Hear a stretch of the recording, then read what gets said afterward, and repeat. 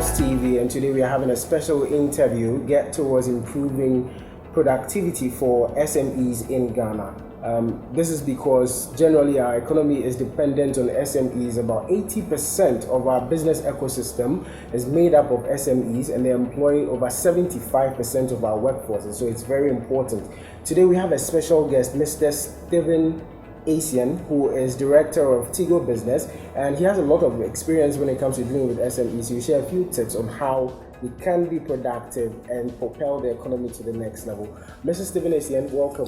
Thank you, Emmanuel. We hope you're doing well today. I'm doing pretty well. Very, very wonderful this morning. Happy to meet you this morning. Same here, same here.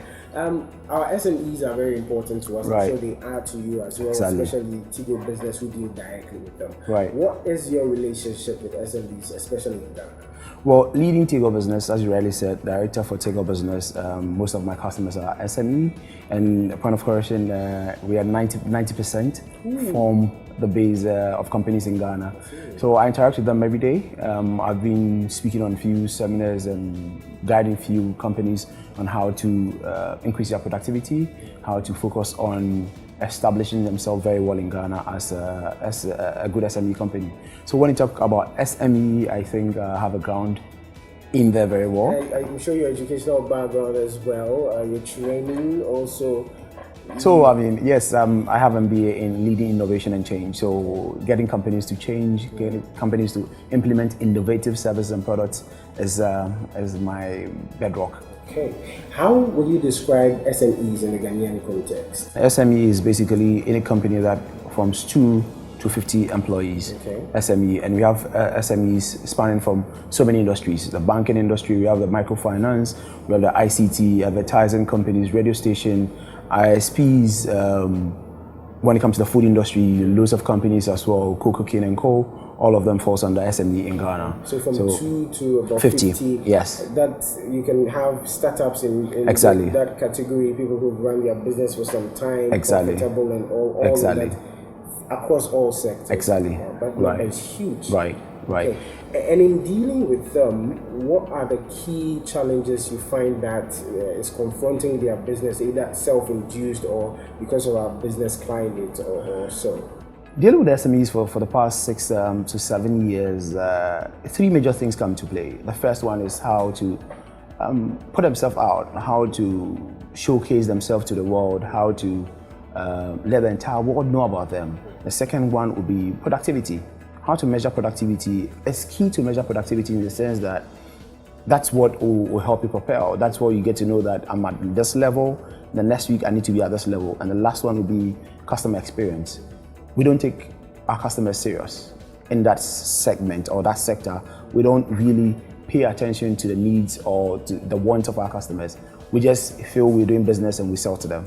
Customer experience is also a big worry in that area. Okay, so if we are to take each challenge, as you've mentioned, one after the other to elaborate it and illustrate it properly, and you're saying they fail to showcase themselves. What exactly are we talking about? Are we talking about marketing? Are we talking about branding?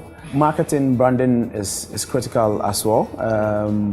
I can say that if you pick all the companies in Ghana, SME companies in Ghana, it's just a few that you see having websites or even having presence in social media, which is the cheapest and most affordable way of showcasing yourself to the world. People don't even have direct contact phones to them. It's a personal cell phone. When they are off, they're off. When they're sleeping. They don't have a business line. These are things you need to do as SME to make sure you are professional, you look professional to the world. Because if you compare SME in Ghana to somebody like an SME company in abroad, we should have the same level. Okay. They have websites, they have contact people who pick up a phone and professionally deal with you on the phone. Is it perhaps because they may not be seeing a direct correlation between doing those, getting a website, getting a digital marketing strategy, branding strategy, they didn't see the link between those and perhaps the bottom line? They don't. It's very difficult to measure the branding, the marketing to bottom line. I mean, you need to pay attention to it, because when you spend so much time to publicize yourself, you get what we call the brand affinity, the brand equity, and those things translate to the bottom line. End of the day, because if more customers get to know you, you sell. A young person I've known has been SME person with 2 people, puts herself on social media, Instagram, and she sells across Ghana right now. She's only in Accra. It's a virtual office. So when we put ourselves out there and people get to know us, people will do business with us. People will call you from everywhere. And very soon, same person is transferring things to Togo and Nigeria, a Ghanaian. All through social media. Her main page is on Instagram. This is what we need to take advantage of. The SMEs need to take advantage. Could it also be because the business owners today are of a different generation, and so once you have the younger generation having strong links and affinity to social media, the older generation perhaps may not understand. Exactly. One key thing I learned when I was doing my MBA in innovation says that you need to stay relevant. So the world is moving, you need to catch up. So SMEs must stay relevant. The old time sake when we have billboards or we have signposts right in front of our shop with a phone number doesn't work again. And so what can you do to catch up? So when we talk about measuring productivity, as you mentioned, as one of the challenges with SMEs in Ghana, how periodic are we talking about? Is it 1 week? Is it every month? Because almost every business knows exactly where they want to get to. Exactly. So how periodic should the measuring I would say it depends on the industry, it depends on the company, but productivity must be measured in some cases on daily basis. In some cases, I've worked somewhere before where every day, during the day, your boss will call you and ask you where are you with your figures. To make sure you have an eye on it, at least every Monday morning, every Tuesday or Wednesday morning, you need to meet the team and ask where's your pipelines, the things you want to sell, especially if it's a sales selling area. You need to find out what's the pipeline. How many companies are you visiting? Your visits must be calculated. In my unit, I check the number of visits you do in a week. I check the number of sales you have. I check the number of leads you have. I check the number of pipelines you have. You need to have a buffer of them before you can sell to them. So we need to have focus every time. There have been some instances where employees have complained that the checks are too frequent, that they don't have enough time to cultivate big enough clients. Do you buy that? Or it's just an excuse? It's just a big excuse. Really? It's all about planning. Whichever way you need to measure exactly with time. So you measure, you find out that you're not doing so well. Then you get to a point in time you need to drop that company and move on because you can't follow one company forever. You need to drop that company. In the general sense of things, if we are checking our productivity and we find out that it's not working, we are not meeting our targets, what does an SME do in that? You need to either change your strategy or change your people. The final thing, which breaks my heart actually to keep mentioning, is customer service, especially in the context of Ghana where we've talked about it over and over again. Are we improving or are we retrogressing in that?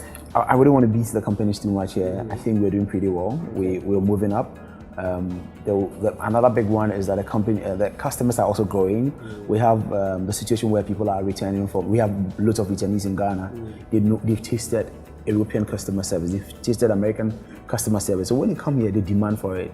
And I think it's good for us. We're growing, I have to be honest with you, but at the pace where we're growing, the customers is growing faster than us. So that's the reason why we still have issues. In Tigo, for instance, we're meeting customers on WhatsApp, on Twitter, on Facebook, on Instagram, Snapchat. We're even doing customer service there, but still customers are not excited. Compared to 5 years ago, it was just only the call center and I served some few stores around Ghana. Customer service in Ghana is growing, but the pace or the speed is slow. Wouldn't it be unfair to compare customer service in other countries to Ghana, especially when they don't have to deal with the structural challenges that we have? Talk about electricity, for example. That shifts your timeline to whatever your cost skyrockets. You can spend on some things that you would have done to pamper your customer, for example. So there are those structural challenges. Wouldn't it be unfair to compare customer service elsewhere to what SMEs in Ghana are doing? I do agree, but definition for a customer across the world is the same. So as a customer, they demand the best. And trust me, if you sit in most of boardrooms in Ghana, they will tell you that they are building a world-class customer service. I've not heard anybody to say that I'm building an African-class customer service. So although we have challenges, trust me, the same challenges some people face in other parts of the world, but they try to give their customers the best.